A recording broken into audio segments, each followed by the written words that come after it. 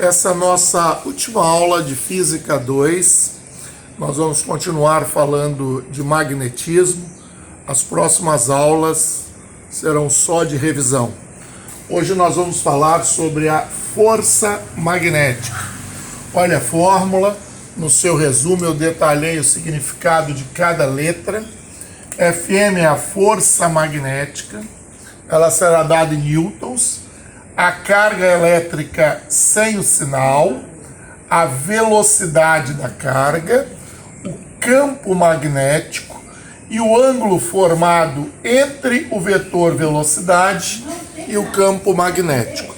Para determinação da direção e o sentido da força magnética, nós vamos criar uma regra que ao longo de todos esses anos ela se mostrou mais fácil do que é que a nossa apostila está falando.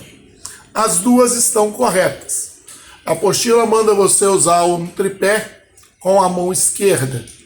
Como eu prometi na aula passada, vamos fazer todo o estudo de eletromagnetismo usando apenas a mão direita.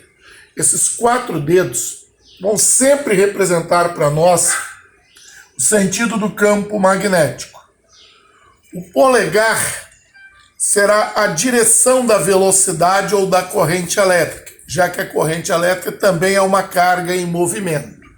A palma da mão indica o sentido da força magnética. Então ela é chamada de regra do tapa com a mão direita. Então a mão espalmada, os 4 dedos no sentido do campo, olha que fácil. Polegar no sentido da velocidade.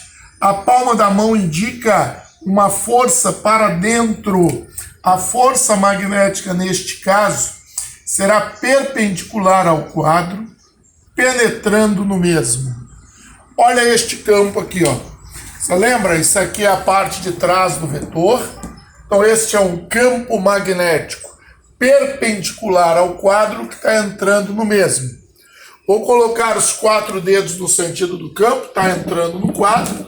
Polegar no sentido da velocidade. A palma da mão mostra uma força magnética para cima. É muito fácil. Regra do tapa com a mão direita, os dedos no sentido do campo, polegar no sentido da velocidade, a palma da mão indica a força. Escrevi no seu resumo. Se a carga for negativa, apenas inverte o sentido da força. Em vez de ser para cima, será para baixo, como neste caso. Observe, os dedos no sentido do campo, polegar no sentido da velocidade. A palma da mão diz que a força é para a esquerda, mas como a carga é negativa, inverte-se o sentido da força. Será para a direita. Vamos treinar mais uma vez. Ó, carga positiva entrando no campo magnético com uma velocidade V. Olha, os dedos no sentido do campo, polegar no sentido da velocidade. A palma da mão diz que a força é para a direita. Mais uma. Vou lançar agora novamente uma carga negativa. Campo, virei, polegar no sentido da velocidade. Polegar no sentido da velocidade. A palma da mão diz que a força é para baixo. Como a carga é negativa, inverte-se o sentido da força. Maravilha. Como consequência disso aqui, todo íon, toda carga elétrica lançada perpendicularmente ao campo magnético descreve um movimento circular. Olha bem, ó, lancei a carga elétrica, neste caso vou lançar uma negativa. O campo está saindo. Não vou inventar moda, vou posicionar meus dedos saindo. Polegar no sentido da velocidade, ó, para cá, força para baixo. Como a carga é negativa, ela ficou para cima. Puxou a carga, ela girou. De novo, campo para fora, polegar para cima, força para cá. Só que a carga é negativa, então inverte a força.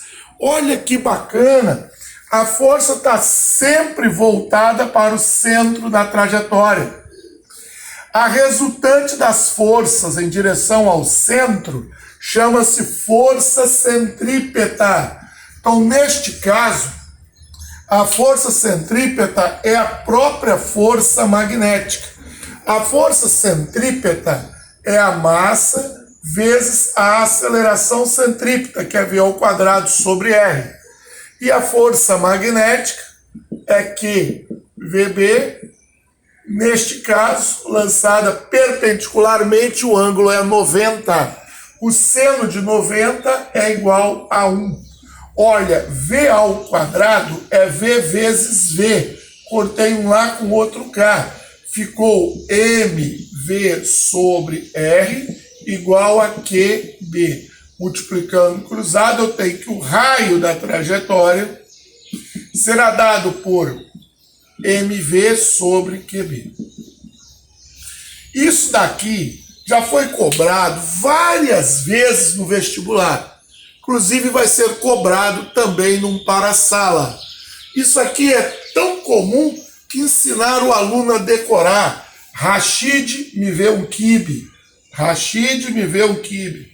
Professores mais sem vergonhas brincam de dizer: Raimunda, a minha vizinha, que bunda, deixa isso para lá. Vamos em frente.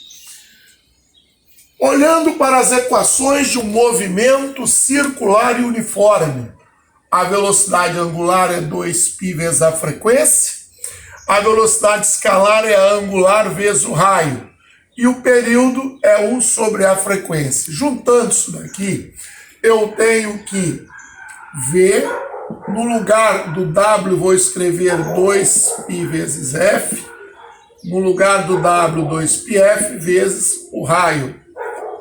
V é 2πf vezes o raio. O raio está aqui. Rashid me vê um quibe. Me vê um quibe. Multiplicando cruzado, 2πf vezes mv é igual a v vezes qb. Cortei o v com v, sobrou aqui a frequência deste movimento circular, será qb sobre 2π vezes m. Isso já foi cobrado no vestibular, mas quando tinha as provas discursivas de física, se há de convir que isso não é tão simples assim. A Unicamp, me recordo, já cobrou a frequência também. E se te pedir um período, como é o inverso da frequência, como é 1 sobre a frequência, é só tombar. Vai ser 2πm sobre QB. M é a massa do corpo, Q é a carga, B é o campo magnético. Vou gravar um novo vídeo para a gente continuar falando de força magnética. Até daqui a pouquinho.